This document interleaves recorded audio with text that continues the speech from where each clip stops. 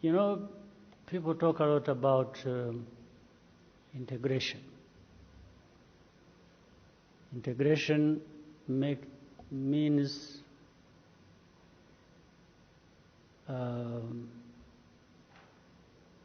it has something to relate that relates to borders.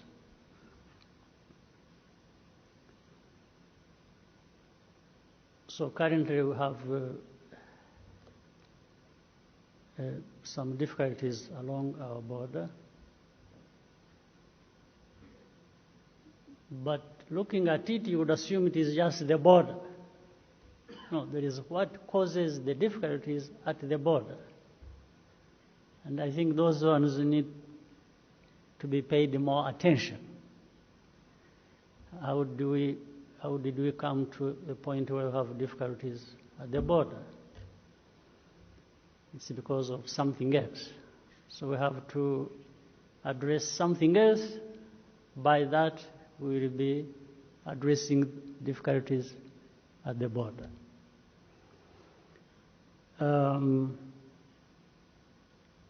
You know, even without borders, let's suppose borders were removed in the East African community. For Rwanda, we have Tanzania to the east, Burundi to the south,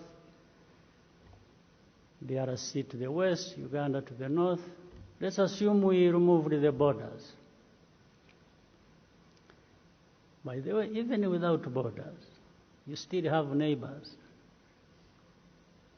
You know why? Because even within borders, let's say if you talk about Rwanda, within, we still have neighbors. I have a neighbor where you live 1 hour away from here by road.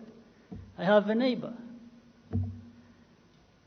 If you removed the border, the person who was on this side of the border becomes a neighbor of the other one who was on the other side of the border, isn't it? And then that one becomes a neighbor of another, then of another, another. So everybody, communities will always have neighbors. Why am I saying this? Even minus borders. For my family, my home, we have neighbors around. Depending on how I treat my neighbor or how the other neighbor treats me, we can either have freedom of movement, of relationship, and so on and so forth. But if my neighbor tells me, says, if I find you in my home compound, I will do something to you. What that results into is you are now creating a border, a line between your home and mine, isn't it? By just that statement, that if I'm moving around and I'm loitering and I find myself in your compound and you're saying, oh, this is a no-go area. You neighbor of mine, don't step here. Stay in your place, and that means you will stay in your place. So you've already created a border between these families. So this is what has happened between Rwanda and Uganda in the recent days. We have had hundreds of Rwandans arrested in Uganda, and we have raised this matter with the Ugandan authorities. We say we have families of hundreds of people arrested in Uganda coming to us, appealing to us to say, why don't you ask Uganda to release our people? And raising that matter with Uganda, we did several times. different layers of administration. Myself, I traveled, I went to see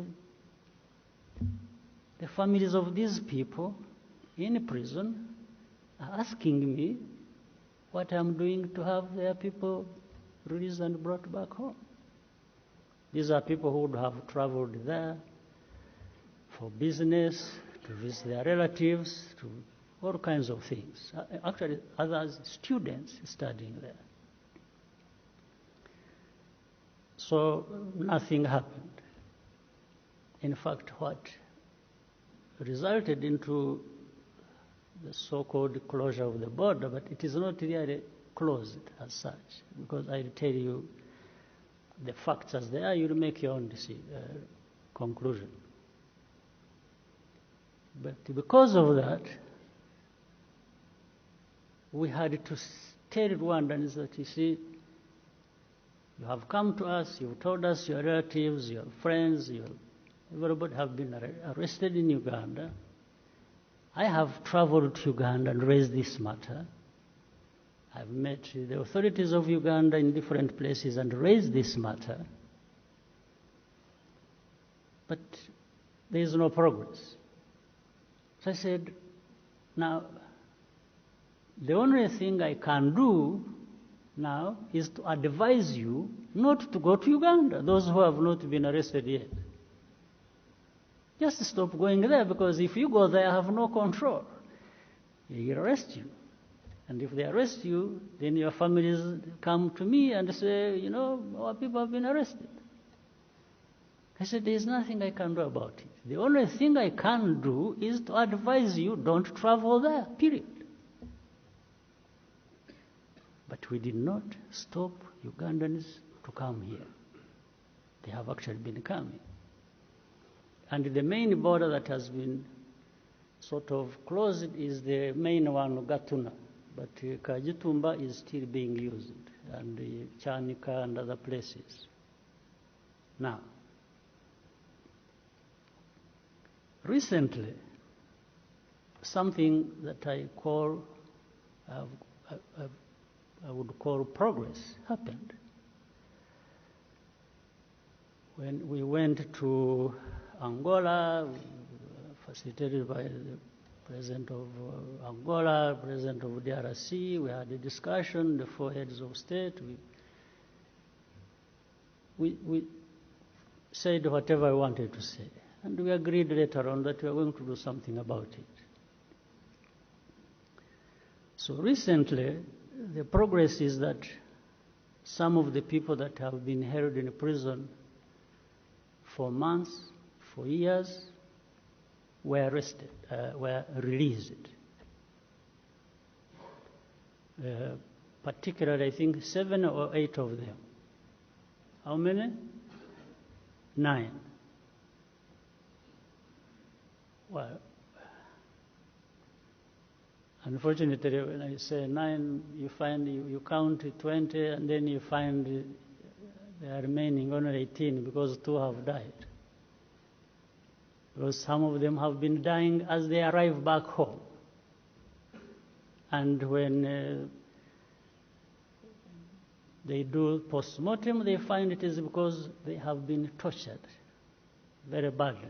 In fact, we have, of the 9 you're talking about, a number of them are with the hospitals. They are very sick. The Minister of Health knows that, and they are being looked after. And there are clear marks of torture, and some of them. So we get information. Others who are still there, a couple of them have died before, and we are being told there are others who will be released, and so on and so forth.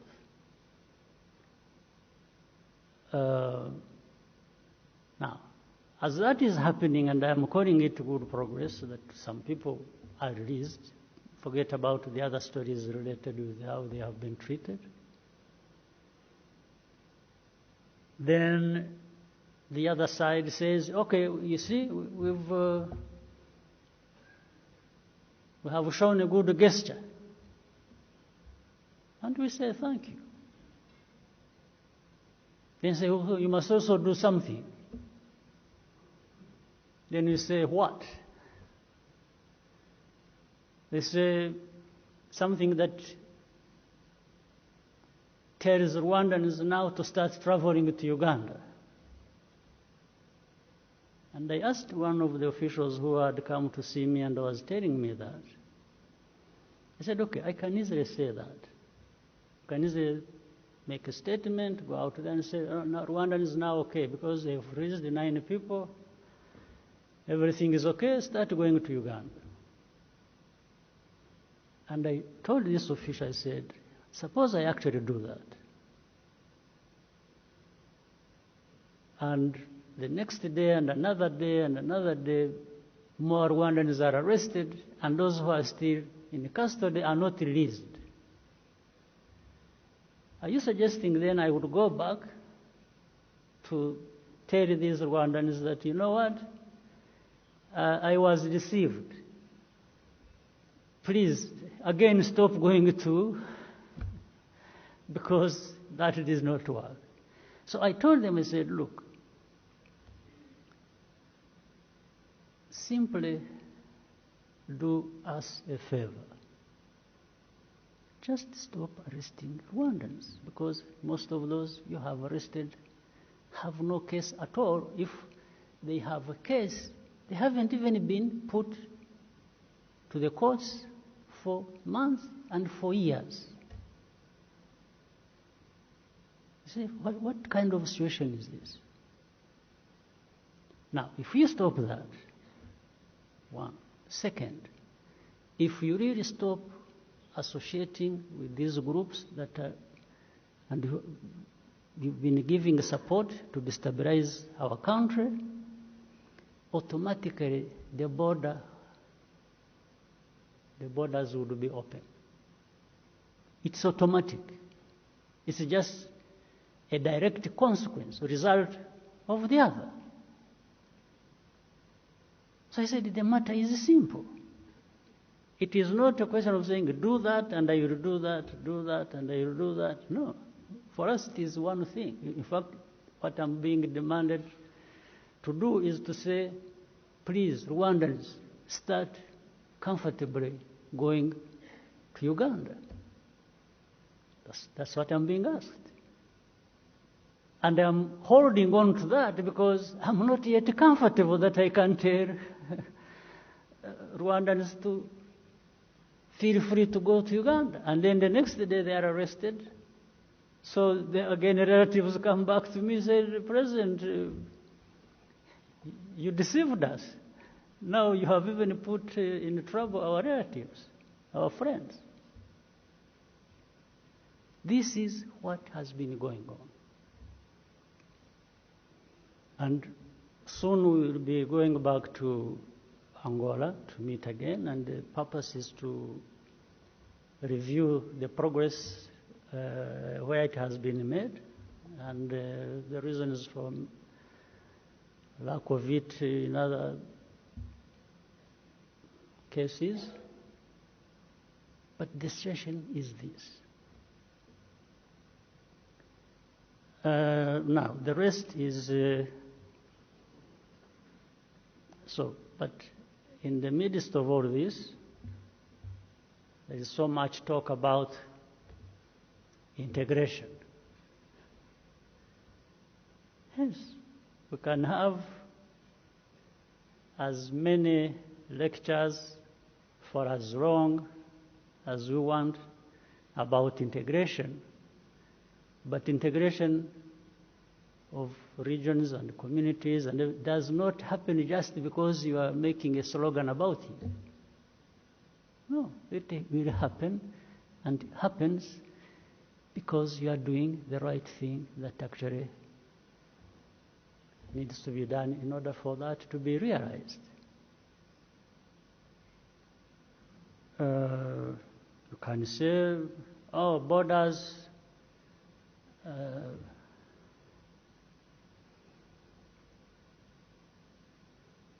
people are closing the borders because they are there.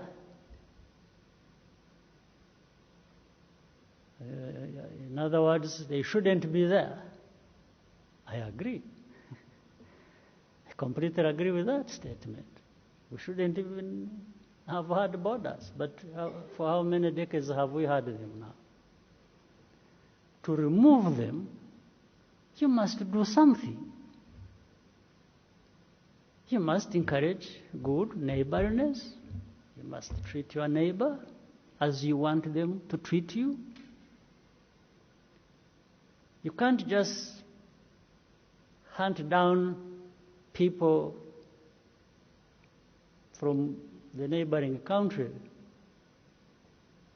so badly, and then you go back and say, no, these borders, these border issues are rubbish. Or they are nonsense. No, what is more nonsense is what you do to your neighbor that actually creates that barrier. This is why I was saying, even if it is not a country neighboring another country, it will be a family homestead neighboring another family homestead. Depending on how these families relate, there will either be a barrier, a border between one family and another, or there will be good cooperation and good exchange, and things will happen the way they should happen, or we want them to happen. It doesn't matter whether somebody else comes from another neighboring country or another far distant place to come and praise you, that you are the best person that has ever lived. I have no problem anybody being the best person that has ever lived. But we must see it. Somebody has to explain to me that it is because of these reasons that I'm saying it. And if there are reasons for me to say that, no, this can't be the case because this person has caused the problems to me, to others, and so on. Maybe not to you. Maybe you've benefited from that person. If you did, maybe you are right to praise this person. But you can't praise that person on my behalf because I don't agree with you. I don't agree that this person is the best person that has lived in this region because I have suffered because of him.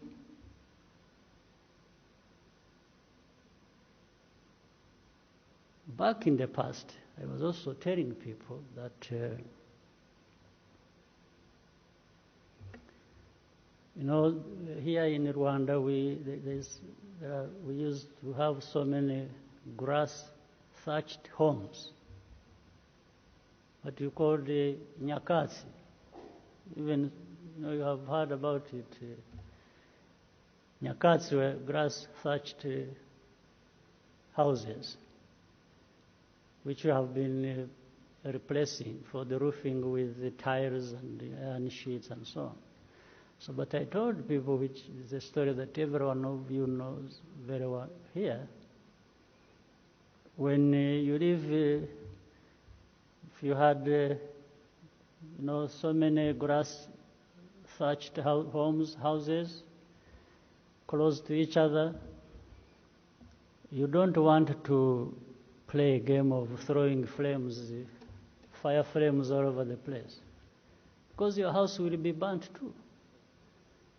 You might be wanting to throw it at your neighbor's house. When your neighbor's house catches fire, the flames of that fire will actually set fire on your grass-thatched house. This is the truth of the matter. That's why cooperation is the best, is the most important thing you can have. Not somebody who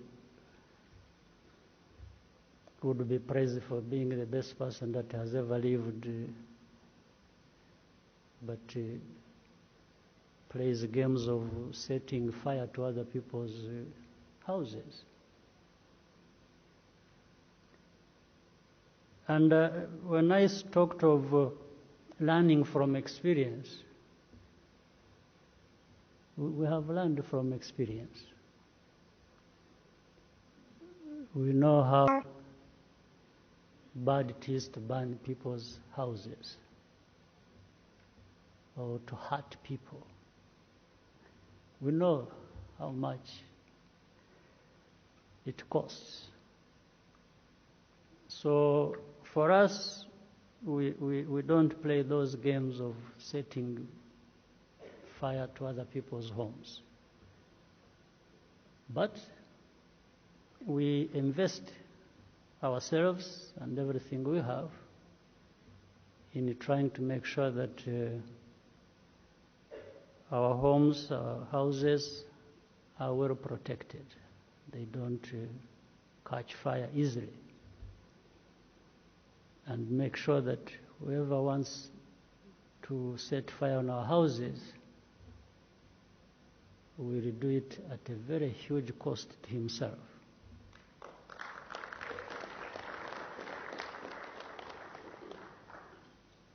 I've said too much. I didn't want to say this, but sometimes you need to release.